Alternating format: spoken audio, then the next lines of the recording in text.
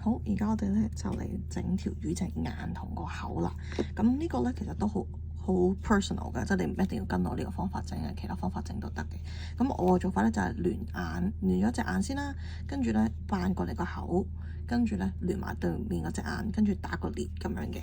咁其實聯眼咧都唔一定要用黑色線嘅，好似我呢條咁樣，呢個就用咗紫色線啦。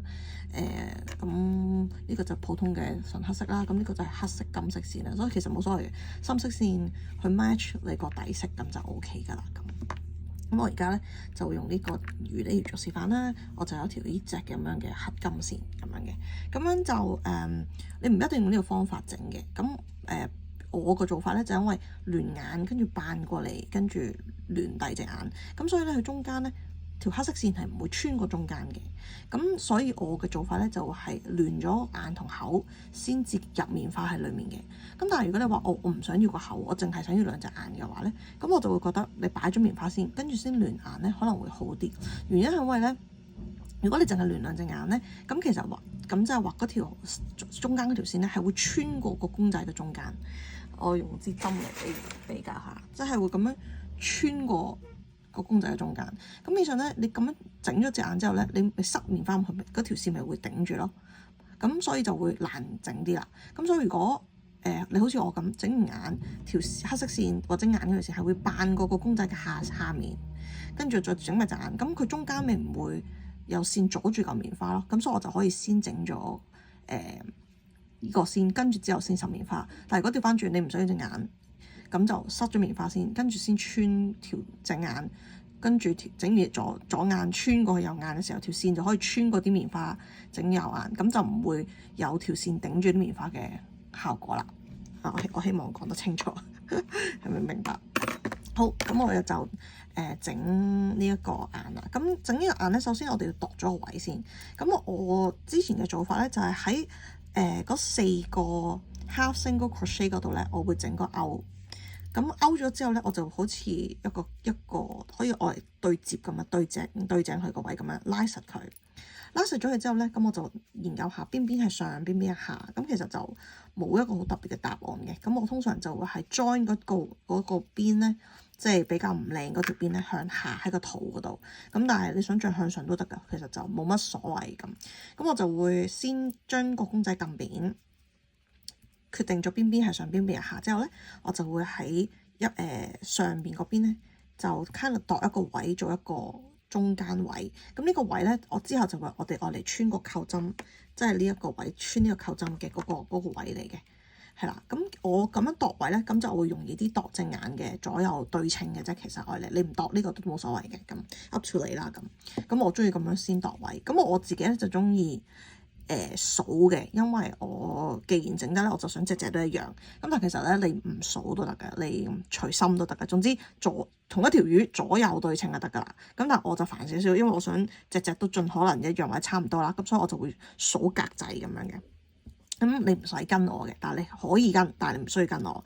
咁我點樣數咧？首先呢個中間扣鎖匙扣嘅位咧，我大概係第5行。咁點樣數第5行咧？中間最細嗰個叫做 magic ring 係第1行啦，跟住你就可以數到第2行啦、第3行啦、第4行啦、第5行。我就喺第5行嘅中間位對住呢兩針，對住呢兩個half double crochet 嘅嗰個位嗰度就勾住嗰個扣針。咁嗰個就會係我大概愛嚟扣針嘅位置。咁跟住隻眼咧，我就大概係由中間開始數第3行，即係呢個係嗰個 magic ring 第1行、第2行、第3行、第3行打落嘅中間位置呢一度嘅。係啦，咁就上格下一格其實就好個人嘅咁我就用呢一支扣針sorry 呢支針啦。呢支針咧唔係聯針嗰啲針嚟㗎，佢個頭咧係都尖嘅，但係佢唔會拮穿手，唔會拮流血嗰啲嚟嘅。咁如果你睇下揾唔揾到呢類型嘅針啦，如果真係唔得嘅咧，普通聯衫嗰啲針都得嘅，不過就要小心啲，唔好篤到手咯。係啦，咁我就穿咗呢個線啦。咁我就大概係1、2、3行嘅中間位置。咁我有個做法咧，就係我唔用平時你聯針係咁樣聯噶嘛，係咁樣穿噶嘛。我就唔中意呢個方法嘅，我中意用呢度聯嘅，用尾度聯，因為呢度掘啲。咁佢掘啲咧，佢穿嗰隻眼咧就唔會有咁容易篤穿你本身條冷嘅 yarn， 係啦，咁就冇咁會靚啲，同埋冇咁容易破壞你原本。譬如如果你整錯咗，你想 undo 嘅話咧，就冇咁容易破壞你本身隻公仔嘅本身啦。咁所以我好多時候都係會用鈍嘅呢一邊嚟亂嘅咁樣。咁我會做法咧就係喺個尾嗰度穿過去啦，呢個成個牛褲，因為你度穿過去啦，跟住穿喺隻眼咧，其實就係兩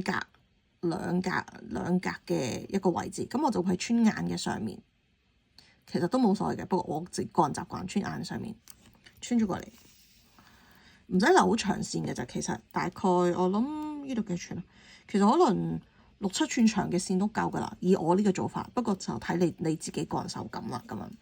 咁穿咗過嚟之後咧，sorry 調轉咗啦，頭先係咁樣嘅，我後尾而家調轉咗隻手，隻魚係咁樣攞啦。原因咧就因為我會將呢個線穿落去下一格，咁樣我就會用個鈍嗰個位穿去下面，跟住勾翻過嚟，睇唔睇到？我做多次啊！嗱，頭先穿咗上嚟一下一條線係咪？我就會將佢扮去下一格，穿翻過嚟，拉齊去做成一個圈，做咗一個圈啦，基本上。咁其實做一個圈都夠嘅，只不過咧，我想隻眼大啲、明亮啲，因為一陣間我哋綁結嘅時候咧，條繩就會縮埋少少，隻眼就會細咗。咁所以通常我就每隻眼個位，我會打3個呢啲圈。咁啱啱打咗一個啦，我而家就喺同一個位置打多一個圈，我就唔會扯到條繩好緊嘅，等佢有啲卜起啲嘅效果。呢個第2個圈，第3個圈就少少唔同啦。第3個圈 instead of 篤完，跟住又穿翻過嚟咧，我就淨係篤落去啫。睇到我就係篤落去，唔收翻嚟嘅。咁你可以咁樣篤落去，穿去後面嗰度拉出嚟又得。咁但係咧，我就會同一時間做埋個口啦。咁我個口咧就係基本上佢由嗰個叫咩啊？由嗰個 measuring 數落去第2行，咁即係隻眼嘅前1行。其實你同一行都得㗎。譬如你話我想咩？我想隻眼嘅下面對下面，咁你咪即 exactly 隔一格又得，隔2格又得，好 up to 你。咁如果唔係咧，我就會係前1行打斜咁樣前1行。而家隻眼喺呢度啊嘛，好好眼喺呢度啊嘛，咁我就會揀佢嘅斜對面嗰格穿出嚟。咁我變相咧眼咧個面咧就有3條線啦。其實你唔知睇到1條、2條、3條線啦。咁而家就去到個嘴呢個位置啦。好啦，去到嘴呢個位咧，咁我哋就將佢拉直嚟睇咯。咁啊，大概就會預究竟我對面呢隻眼係咩位置咧？咁其實可以大概數嘅。我大概之前數過咧，就大概係3個格或者4個格，3個窿或者有隻眼開始數呢個眼啊嘛。因為1個窿、2個窿、3個窿、4個窿，大概係隔4個窿之後咧，呢2個咧就會係我隻眼嘅位置啦。咁呢個咧好個人嘅啫，你中意隻眼上啲，咁咪少啲窿。你中意，總之左右平衡就得噶啦。你自己睇翻個位置。咁我嘅做法咧就係先揾咗隻眼對面平均個眼嘅位置先，跟住我知道隻眼嘅下面個位喺邊度啦。跟住我就將個嘴連埋去一個覺得平衡嘅位。咁我大概咧就係下眼，即係眼就上一格下一格啊嘛。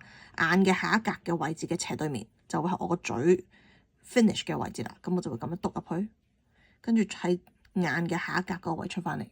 我唔知我解釋得明唔明 sense？我希望咁樣 make sense。咁就會變成好似畫咗條線咁樣，有個哈哈笑咁樣。明白？我希望明白。即係嗱，頭先我哋亂咗呢隻眼啊嘛，亂咗呢隻眼之後咧，就由佢穿過一個格過咗嚟，整咗個嘴。個嘴之後完咗之後咧，篤翻入去又出翻嚟咧，呢個就係眼嘅下嗰格。咁而家我哋要做咧，就要完成埋呢隻眼啦。咁同頭先一樣咧，都係做3個圈嘅，一樣係用翻鈍呢邊啦。喺佢頭先呢個係眼嘅下格啊嘛，咁我喺上一格穿翻過嚟做一個圈，係啦，跟住再做多個圈，一樣。make sure 又係唔好將佢壓到好實，好，到第三下啦。第三下咧，因為我哋係圓㗎啦，咁所以就唔使再篤穿佢，直接即係唔使再篤一個圈，直接咧就將呢個針頭篤落去喺個魚尾嗰度出翻嚟就得啦。咁你小心篤，就 make sure 唔好篤穿個公仔啦，同人哋唔好拉到佢好痕。好，咁跟住我就會對一次睇下，撳一撳佢，睇下啱唔啱。個樣靚唔靚仔，係啦，你覺得 OK 啦，咁我哋就可以剪線啦。咁我就有少少 trick 嘅，咁我就唔想呢條線太鬆或者太多餘嘅線，所以我會將呢個公仔呢個頭撳扁佢，撳一撳佢，將佢嗰個位置盡量趌出嚟。你唔會趌得晒㗎啦，因為個窿太細，但係就係咪撳一撳扁佢？咁跟住喺呢個位咧，我就打死結，咁啲針可以掹咗先。掹咗出嚟先，棘住咗，咦，做乜鬼嘢？棘住咗，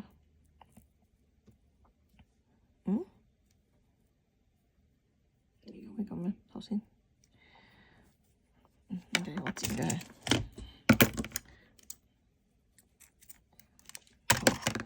應該喺呢度打個結。打死結就得噶啦，但係就唔好太大力，因為太大力咧，你隻眼就會縮細咗噶啦。咁我就中意打3結嘅，但係 again 呢個係冇所謂嘅，你中意點打都得噶，佢唔甩就得啦。跟住留翻少少空位，剪咗個繩尾去，跟住呢頭拎走啦。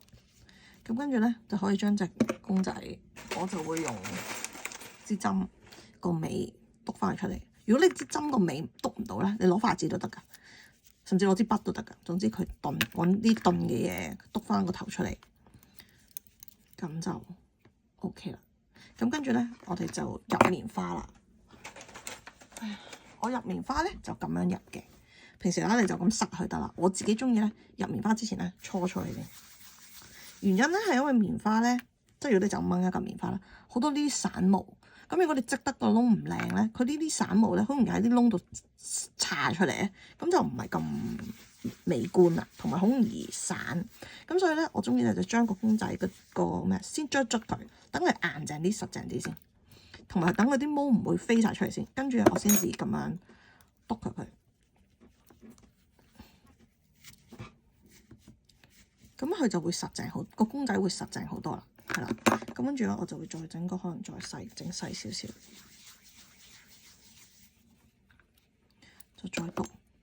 咁有2個做法嘅，呢個就好個人嘅。我咧而家做呢個方法咧，就我就淨係將啲棉花塞個肚個位置，尾個位我唔擺棉花，淨係啲棉花去到呢度嘅啫。我俾個 example 你睇下啦，呢度有2條魚，呢一條魚咧，你見唔見到佢個尾係脹卜卜㗎？脹卜咧，咁打側睇會睇到脹卜卜，係因為咧我啲棉花係塞到去條尾嘅位嘅。咁但係呢一條咧就會見到呢條咧個魚係扁，條尾係扁嘅。打側睇就睇到呢條係扁嘅，因為呢個位咧就冇棉花嘅。咁呢個係 personal preference，你中意睇下你自己中意邊種款啦咁樣。咁我就中意啲棉花淨喺個肚度，跟住條尾就扁嘅呢個款，係因為我覺得魚嘅尾好似係冇肉噶嘛，淨係扁噶嘛咁。但係 up to 你冇乜所謂嘅咁。就係咁啦，塞完棉花，跟住我哋就去下一條片睇下一步啦。